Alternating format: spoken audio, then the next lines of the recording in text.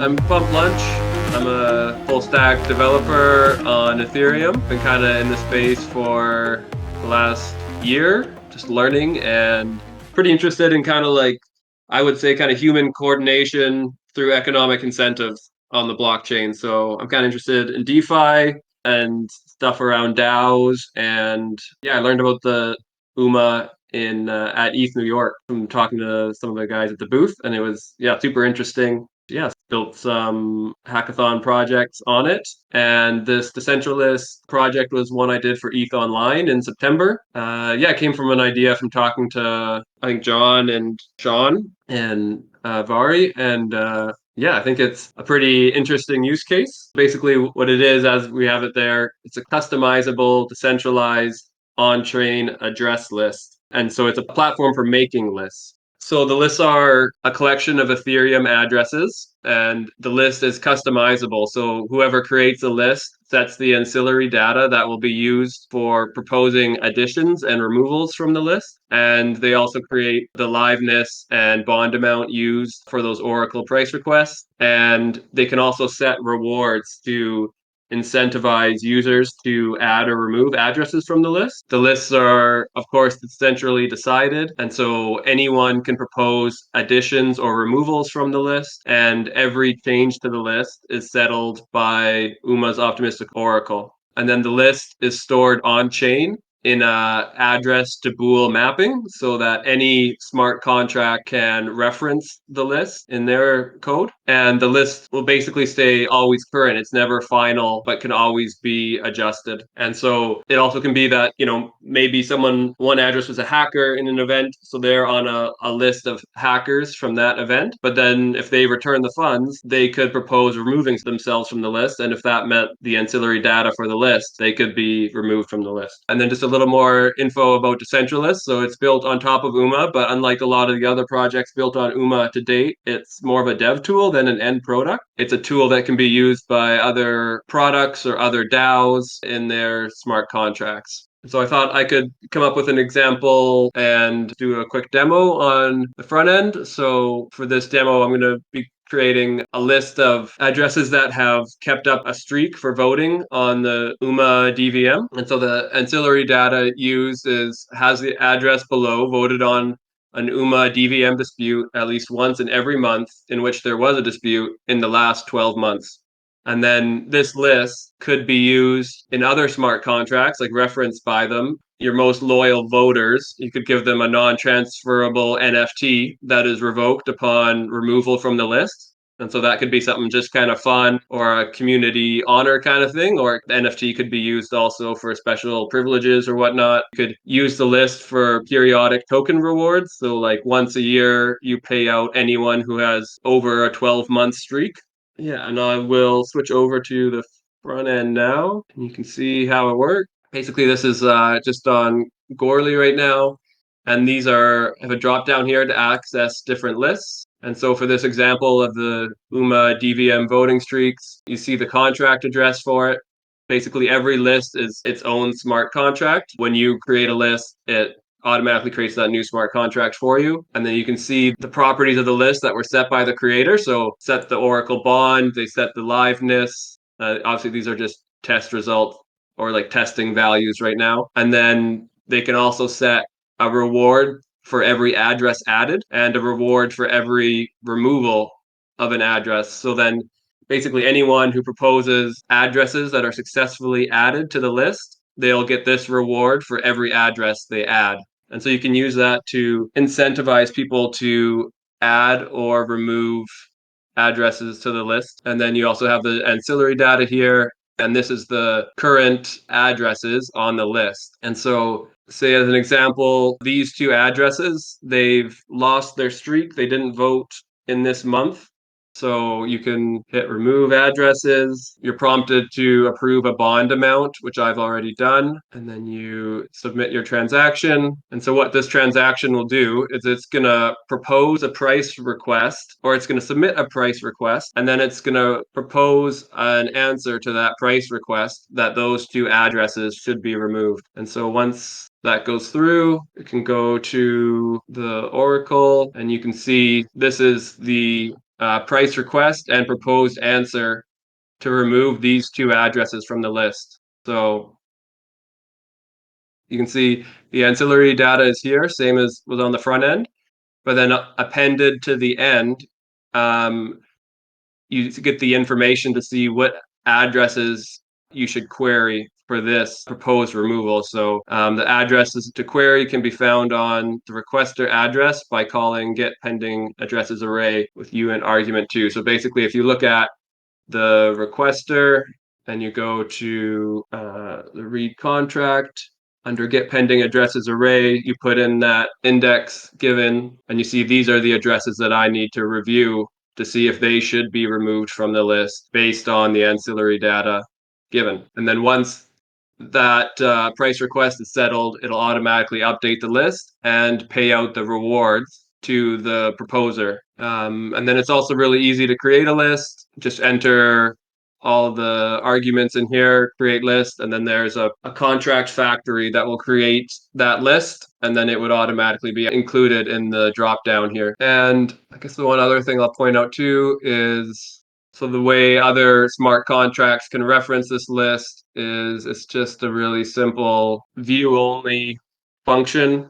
So you call this list mapping, you put in the address you want to check if it's on the list, and returns a bool true. So that address is on this list. And so that's something that you can easily check manually on Etherscan like this, but obviously you can reference it in other smart contracts. So switching back to the presentation, just talk about some of the properties of these lists. The lists are stored on chain and can be easily referenced by any smart contract without relying on a trusted oracle, central party, or manual periodic updates to the list. If your use case is for a list that won't be referenced by smart contracts, it's probably not the best use case of decentralized. It could still be used, and you could still query the blockchain for that data, but kind of the best use case is for lists that will be referenced in other smart contracts code. It's decentralized, so that's beneficial for parties that want to use lists for their purpose and value decentralization. Like an example, a list for DAO roles. But it also means that lists can become basically public goods that are useful to the whole ecosystem. So one use case that I'm pretty excited about is having a list of smart contracts that of like NFT exchanges that enforce creator royalties. And so if you create a list like that, basically any NFT creator can reference that in their NFT smart contract to basically gate transfers of their NFTs only to exchanges that give creator royalties, or even like credit score markers. Because this list is decentrally decided, you could have like a credit score marker that could be used both by Aave and other lending platforms. So even competitors could both reference this list because it's decentrally decided. But of course, if the creator wants to be able to edit the list and override what is on and off the list, then obviously that's not a good use case. The lists stay current, so the list can be incentivized to stay current through users wanting to be on or off the list. Like if the list was, say, a whitelist for some kind of rewards, then users would be incentivized to add themselves to the list, right? So you might not need to have a reward for that, but they'd be incentivized to add themselves to the list. And if it was like some kind of blacklist, users would be incentivized to remove themselves from that list. And then you can also fund rewards for adding or removing an address list, so that if it is, say, a whitelist, users are incentivized to add themselves to the whitelist, but then you add a reward to incentivize people to look through the list and find addresses that should be removed. And so the lists are not uploaded once and fixed, but they're dynamic. So they can be referenced by smart contracts currently, and then those smart contracts can also be assured that this list will stay up to date in the future. And so again, kind of like not a best use case would be if the list would be referenced once and never again. That's not really taking full advantage of the list. I mean, you could still do it, but it's just not taking advantage of that property of the list staying current. The lists have customizable ancillary data. So basically, smart contract code allows for easy reference of current blockchain state, like say calling a balance of function. So it wouldn't really make sense to have a list for holders of Bored Apes because that's easily referenceable from the blockchain, right? They just call balance of on the NFT contract for Bored Apes. So that wouldn't really be a good use case. But smart contract code can't reference historical blockchain data. So a good use case could be, has this address held an NFT for over X months? That wouldn't be easy to put into smart contract code. So then it would be a useful list to have if you want to reference that. And you also can't reference properties of code in a smart contract. So you could create a list that could be useful that asks things like, does this contract pay royalties on every NFT transfer? Or is this token rebasing? Is this smart contract upgradable? Or is this smart contract verified on Etherscan? So those are kind of some examples of ancillary data that could be useful. And then I just got some example use cases that I can run through. And then, yeah, would love to hear any questions or comments people have. So yeah, the one I'm pretty excited about is a list of smart contracts that enforce NFT creator royalties. And so that would be referenced in NFT smart contracts to gate transfers of those NFTs. Because this list would be decentrally decided, it means the owners of the NFTs don't have to trust creator controlled exchange blacklist. So I've been researching kind of this controversy over royalties on NFTs, and there was recently a NFT launched called QQL. I think it was by one of the creators of the Fidenza NFT. So it's a like pretty well-known, decent price on those NFTs. And the smart contract includes a blacklist, but the blacklist can be edited at any time by the owner of the NFT contract. So basically the creator can blacklist exchanges whenever they want. And so, if they act and they did that to blacklist exchanges that don't charge royalties. And if they do that honestly, well, then it works all right. But if I was spending money on an NFT, I wouldn't want to have the liability of being rugged by the NFT creator that maybe they decide they don't like OpenSea anymore and they blacklist OpenSea. And so if there's a centrally decided list, that would give the NFT owners peace of mind that there's not one person that's going to blacklist their NFT and make it very difficult to sell. And so then it can become an industry standard that all NFT creators use. And the list would stay current. So new exchanges can be added to the list and exchanges could be removed if they remove their royalty payments. Another possible use case is you could have a list of addresses based on financial history for use in an on-chain credit score. So an example of the ancillary data could be addresses that have borrowed over X dollars on-chain and have never been liquidated. And an interesting thing about this is you could have the ancillary data dependent on all Ethereum compatible chains. So basically, you could have the people verifying the data check if this address has been liquidated on Polygon or whether it's been liquidated on Arbitrum. So it can be basically cross-chain in its verification, even though the list is stored on one specific chain. You could have the list stay current because users would be incentivized to add themselves to the list because they'll get better terms from lenders, and lenders could fund the list and provide rewards for anyone who finds addresses that should be removed from the list. So basically, if someone was added because they met the criteria, but then after that, they got liquidated on one of their loans, basically people would be incentivized to search for those addresses and remove them. And because the list is decentrally decided, it means multiple lenders can reference the list rather than creating just their own for themselves. Another use case could be a list of malicious or hacked contract addresses, and that could be used to safeguard DAOs and organizations from sending funds to these dangerous contracts. And the list would be able to be put in a smart contract and referenced from day one, but it would also could be added to so it stays up to date in the future.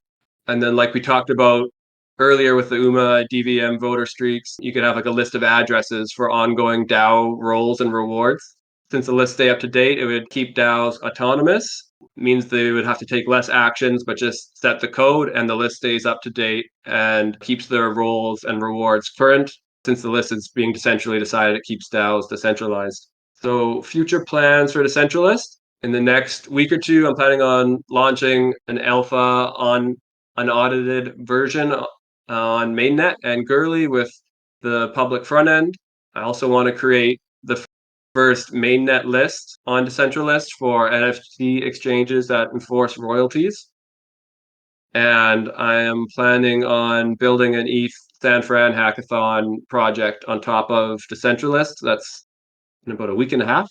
So that'll probably be an NFT contract that enforces royalties through gating transfers to the list that I'm going to create on decentralist. If you're interested and curious to learn more or get involved at all, I'm always interested in hearing different use case ideas. I think this decentralist is pretty open-ended, so it could have a lot of different use cases. So I'm always curious to hear what would be useful to users. If you have any connections with DAOs or platforms that might be interested, be happy to make connections. I'm also interested in getting the word out, but I don't have a ton of marketing skills, more a technical type person. So if there's anyone interested in helping out in that way, that could be cool too. Right now, I'm just kind of exploring where this project goes, but there are grants from Risk Labs that are available and could maybe be useful in helping get the word out for decentralist. That's basically the end of my presentation. And yeah, would love to get any feedback or questions or brainstorm use cases. I'm actually going to call on you, Alex. I know you like this project, and I was going to ask you what you like about this project. I think it's a great dev tool. I think it's a great, unique use case for the Oracle. I think that there's a lot of examples out there, like specifically the one I was thinking about with like blacklisted wallets and like how you were talking about the example with the Fidenza. Like, I think there's also there's obvious issues with a centralized controlled list, but I also think it's a burden for a lot of protocols, like having to constantly keep up with maintaining these lists. And I think that they're constantly changing, and I think it is really interesting if you can incentivize a large group to maintain this list. It takes a lot of the pressure or burden off of the protocols. I think it's a really interesting use case. I also think one of the questions I was going to ask is I noticed that the rewards for adding and removing a list on the example you showed was different, and I think that it's interesting because most proposal rewards are just a set rate for proposals. So I'm just curious, kind of, if I created a new list, could you kind of walk through how you would recommend thinking through setting those parameters? What would be the reason for setting an add different than a remove, or just kind of thinking through like the incentives? Yeah. First thing too, just adding on your idea of keeping these blacklists, it's kind of like a burden to platforms. I think that totally makes sense. And especially like that NFT royalty list. I'm sure NFT creators aren't excited to make these lists and they wouldn't like want to spend the time to make sure these lists are current and go through the code and verify these things. So it's not something that they would be interested in doing. And it's probably also that they don't want to have the conflict of being judge and jury on these things either, right? So I'm sure, yeah, I totally agree that like outsourcing that and putting it in a decentralized hands like removes that work from their plate and probably also removes a lot of like conflict from their plate as well and lets them focus on what they're interested in, right? Which is, I assume, creating NFTs. Yeah, and as far as the rewards and creating a list, why don't I just talk through, say, this NFT royalty enforcing exchange list that I'm interested in creating. So when we create a new list, we're going to have ancillary data. And so my idea for the ancillary data is, does this is this a smart contract that enforces creator set royalties on every NFT transfer facilitated by the smart contract? So that's kind of how I would think of the ancillary data. I want it to apply to all different types of smart contracts because there are like NFT exchanges like OpenSea that are pretty well understood, but there's also like other interesting things being created like SudoSwap, which is basically like the AMM model, but for NFTs. And so we want to leave it open ended. But SudoSwap doesn't charge royalties on any of their sales. So have the ancillary data descriptive, but a little bit open ended for people to figure out whether royalties are going to be enforced by this smart contract. The title is just obviously a descriptive title that'll show up in the dropdown. The liveness period, like we talked about, Alec, we probably set it to like a minimum of 8 hours because parsing through some of this data for disputers could take a while, especially if people are proposing to add multiple addresses all at once. Someone could submit 20 addresses for inclusion on a list, so that could be a fair bit of addresses to go through. The bond amount would probably just go set a minimum for all lists that it should be a little bit over the final fee just to incentivize disputes. And then the rewards, which we're finally getting into the interesting stuff here. For the NFT royalty enforcing smart contracts list, I think exchanges would be incentivized to add themselves to this list anyway. So I think this is a list that people would want to get addresses onto. So I don't think you would have to incentivize rewards for adding addresses that basically once NFT contracts start referencing this list and gating transfers of their NFTs only to smart contracts that are on this list, then either an NFT owner who wants to use an exchange, they would be incentivized to add that exchange to the list. But even more so, exchanges that want to be able to facilitate buy and sell of that NFT, they would be incentivized to add themselves to the list. So I think in that case, I would set the add reward to 0, but remove reward, I think I would still want to put a value to, just because basically if smart contracts get added to the list, but later they change their settings that they're not going to pay royalties anymore, because a lot of the royalty enforcement is done by exchanges off chain. I mean, obviously the value is transferred on chain, but it's not dependent on the NFT. So if addresses mistakenly got added to the list, or if they changed their policies and they weren't enforcing royalties on every transfer, you would want to incentivize remove rewards so that there are people looking through this list and making sure that all these addresses should be on it and addresses that shouldn't be on it will be removed. So I think a lot of the rewards could maybe be one-sided, where if if addresses want to be on the list, you don't need to have an add reward, but you might want to remove reward. But then for lists where people don't want to be on the list, if it's like a blacklist of some sort, you would probably want to incentivize people to look for addresses to add to that blacklist. But you could assume that addresses would want to be off the blacklist, so they would have incentive to remove themselves rather than providing rewards for that. I know I'm joining this a bit late, but we've talked about this a lot and I keep on thinking about it. I keep referring to this pattern of like verified lists when talking with other teams, that I think the flexibility and composability of this is pretty incredible.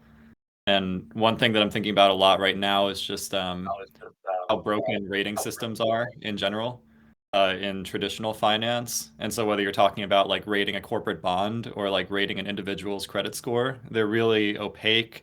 They have skewed incentives at like the personal kind of rating level, and I guess business rating level too. They're pretty discriminatory. But this allows you to create like, I don't know, thousands of collections of addresses that meet different characteristics, and each individual protocol or lender or like person that's interacting with those addresses can mix and match them in whatever way they think makes the most sense for them.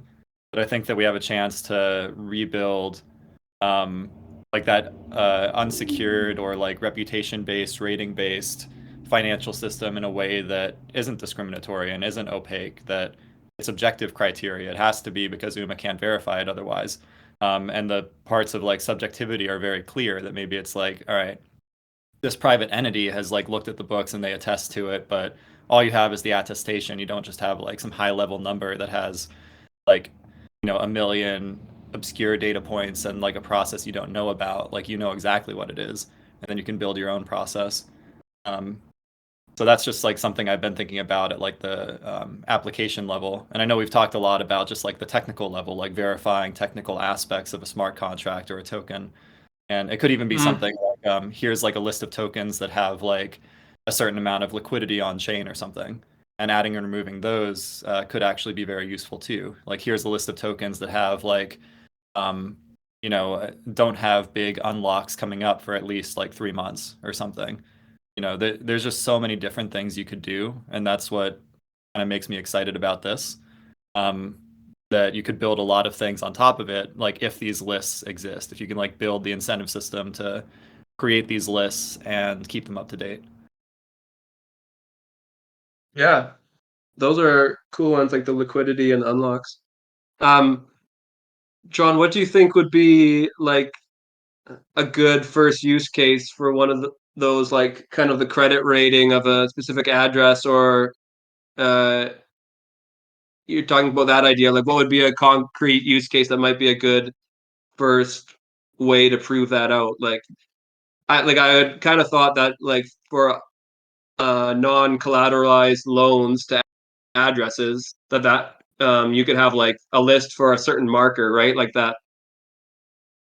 I think you weren't here before when we were going over the examples, but basically, like this address has loaned over $1,000 or 100,000, whatever, in before, and has never been liquidated or something like that, and then that could be referenced to get better terms from on like a non-collateralized loan from lenders. Do you think that would be like a kind of a first good use case for that, or what would be kind of like the first uh, most likely to get traction use case for that, do you think? Yeah, I mean, I guess there are like some unsecured lending protocols that exist right now, and you could just literally look at like who paid the money back. I think there's also some interesting things around analytics tools like Nansen, I think, have like lists of addresses they've identified as smart money, as like addresses that keep making good trades. And so you could have like a smart money list, I guess, of like addresses that are actively trading that seem to be succeeding, and they might not be known entities, where a lot of these unsecured lending things are going to like, oh, like we know these people, which is a very fraught enterprise, and basically like how so much money Mm-hmm. wound up in the hands of like Three Arrows Capital, that they're like, oh yeah, they're like the best one because like everybody lends them money. But this, you could just see like, hey, like on chain, this address, I don't know who it is, but they keep making money. They want to borrow a small amount. Let's see if they, not only make money, but like pay back loans. That's kind of like the other part of it. And now it's like, yep, they keep making money. They keep paying back their loans. Got no idea who this is, but it seems like a decent investment to like lend them some money at whatever interest rate. So I don't Yeah. know. Smart money lists are compelling because it's reputation based on completely objective criteria and like no knowledge of the individual besides their interactions on chain. I'm sorry I actually missed the demo. I had another meeting, so I arrived late. But thanks ever so much for turning up to do this. And I think it's a really strong use case, a really strong application for our first application under the grants program. I think one of the things for decentralists to be successful is really to like get the word out that this is a potential tool that's coming, and who can, that it will be available to be built, which I think is somewhere that the superhumans could really help.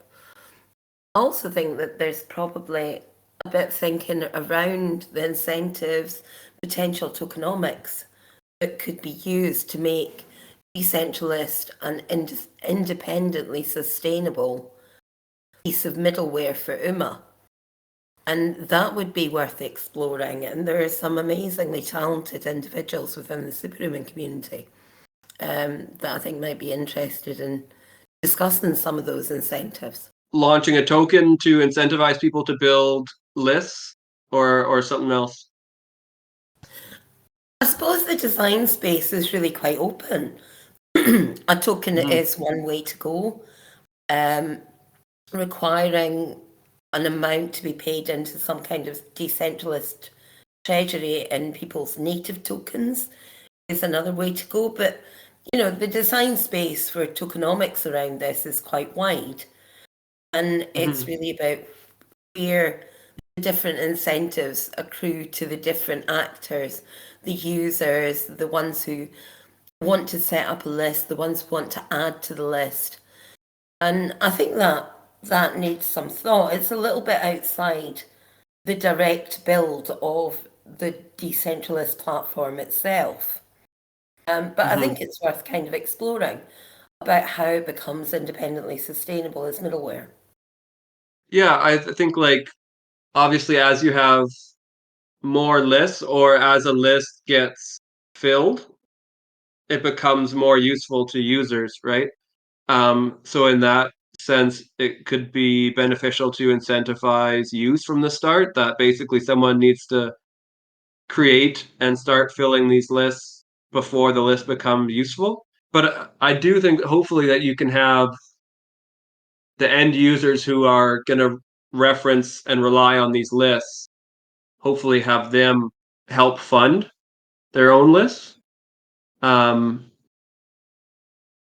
certainly, I mean, getting off the ground, incentives would likely be helpful for sure. Yeah. And I wonder if that would be like a combo of grants, because I feel like a lot of projects, if they could use a list like this, like, I don't know if it's like grants for the list building tool itself versus like grants to like provide incentives to build the list. And then it's like outside investment maybe for the list building tool. Something like this, like if you just charge like a pretty small fee, just in general, just kind of continuously to fund the continuing like development of the overall, I don't know if you would call it a protocol. I guess you could call this a protocol.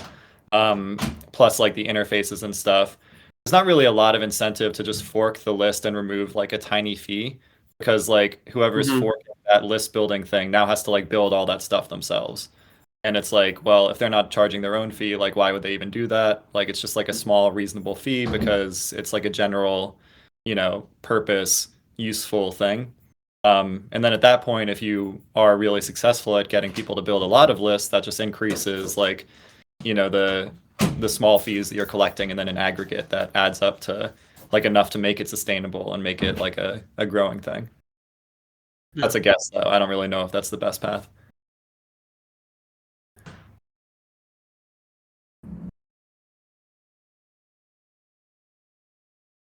Yeah, I think maybe those grants to users of these lists could be like, we already have this platform, so we're not funding development of the decentralized platform, but we have a suggestion for a list that could be helpful to you. We will research ancillary data for it. We will propose the addresses to add to it initially. And so basically, they're getting this service of, okay, now they have a list that the incentives make sense, the ancillary data makes sense and is robust, and it's populated with all the current addresses already, right?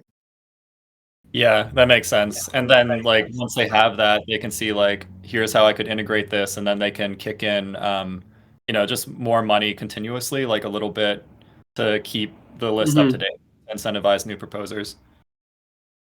And I guess like it'll become competitive, but probably in the early days you'd probably be the fastest proposer. But I guess the goal would be to have like lots of third-party proposers kind of diving in on that, where you're not just like picking up all the proposer rewards. One question I've got, maybe, and then maybe Alex or John might have an answer to this, is there a way to track how many like view only calls are hitting a smart contract function? Like would I, once a list is created and other smart contracts are referencing it, how would I track whether this list is actually being used? Um, I don't know of a way to do that. Yeah.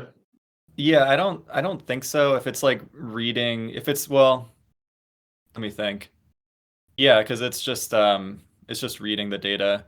Are you just thinking in terms of like analytics, or are you thinking about like in terms of a revenue model based on reads? I'm thinking more just from analytics. Like, how often is this being referenced and useful? I mean, it could be used for revenue if you could do it, but I don't think there really is a way to do it. I mean, I guess a provider like Alchemy or something, they could track how often they're referencing this, but I don't think they make stuff like that public. Right, yeah. Um, Plus, like people could, call it in all sorts of ways. I'll think about that. Nothing mhm. immediately comes to mind, but I think that would be interesting. Just to like know who your like end users are from like the reading perspective. And I guess for like Yeah. ones starting out, if you're building something custom for some protocol or project, like like it's them, but then other people could also use that list for their own purposes, which you definitely want. And it would be cool to somehow know who they are and, you know, at least like advertise like, hey, like if you're using this list, like please contact me. Like I want to know who you all are. Hmm. Yeah, it would be nice to have like a sense of the number of protocols that are like relying on your data and just yeah, I'll have to think about it more too. Nothing jumps out of like how you could get that data, but yeah, it is yeah, it's an interesting. And I was just kind of thinking like going back to like that revenue model like that we were talking about is just it's it's a cool idea on how like you could factor in some type of transaction fees and make this a sustainable protocol without like really hindering like the developer experience that are the people that are relying on these lists. And I know we talked about it a little bit in our call, but like you could you could really have like this vibrant like proposer system, but and then just have a lot of applications really just referencing this list. So and really easy. So I think it's a really cool way. I don't know. You could just kind of have like this whole ecosystem built on top of your protocol. I think also you mentioning ancillary data made me think about like what is the role of a potential token holder in the system, because configuration does matter a lot for the user experience and the quality of the list. So maybe if the token holder's role is to kind of review the configuration and the ancillary data for sets of approved lists, and people could make like any kind of list they want and create that, but basically decentralist as a whole isn't really standing behind it unless like decentralist governance has approved the parameters. They think the rewards are adequate to like keep this thing going. They think the ancillary data can be resolved. Um, and that way like you can then see this list of approved lists that as a product, you're Yeah. saying like, yes, we're behind this. And then you can also just create whatever list you want with whatever parameters, but it's not going to be like a stamp of approval by like people who are in the know of how to build a good list. Yeah. Or it might not be displayed on the front end. Oh yeah, definitely. But you could also Yeah. just reference on chain, just have like a Boolean of like, is this like something decentralist really stands behind, or this is just kind of like an open generated list where, use at your own risk. Yeah.